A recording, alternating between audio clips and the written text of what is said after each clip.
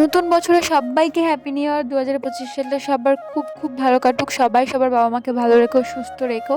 তো আজকের দিনটা আমি শুরু করলাম মায়ের দর্শন থেকেই। এটা ছিল মনসা মায়ের মন্দির। তো আমরা মনসা মায়ের দর্শন করতে এসেছিলাম। এখানে কিন্তু আমি একা না, আমার একটা বান্ধবী আছে, আর ওই যে আমার পাশে ওটা আমার দিদি, আর ওর পাশে ওটা আমার দাদা। আমার দাদা বলতে আমার একটা দাদা ভাই, আর ওটা ছিল আমার দিদির বান্ধবী, মানে আমারও দিদি হয়। তো আমরা সবাই মিলে চলে এসেছিলাম মায়ের দর্শন করতে রাত্রি বেলায়, মানে রাত বলতে সন্ধ্যা সন্ধ্যা। আর জানো তো খুব ভালো লাগছিল। মায়ের মন্দিরটা ছিল পুরো ফাঁকা, হ্যাঁ কিছু কিছু লোক ছিল, কিন্তু খুব খুব ভালো লাগছিল। আমরা ভাবছিলাম এরপরে আর কোথায় যাওয়া যায়। তো জানো তো পাশে একটা মন্দির আছে, বারুল মন্দির। তো ওটা পুরো তারাপীঠের মতন অবিকল, মানে অবিকল বলতে অনেকটাই এক, পুরো সেম টু সেম হয় না, কিন্তু ওরকমই। তো আমরা ভাবছিলাম আমরা এবার আজকে ওখানেই যাব। তো এই দেখো, তোমাদেরকে এইমাত্র বললাম না, তো সেই মন্দিরটা।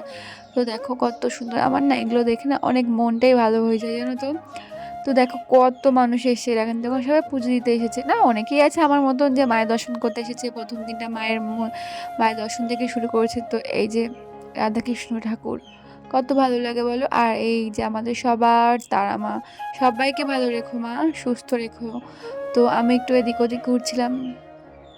তো দেখো এইটা না আগের স্টক ছিল, দিতে ভুলে গেছিলাম। তো যাই হোক, ওই যে আমার দিদি প্রণাম করছিল, আমিও প্রণাম করলাম, ঠাকুরকে বললাম ঠাকুর সবাইকে ভালো রেখো, সুস্থ রেখো, আর তুমিও ভালো থেকো ঠাকুর।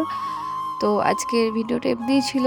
তো আর কিছু বলবো না, টাটা বাই, সবাই ভালো থেকো, সুস্থ থেকো। তো টাটা, টাটা, বাই।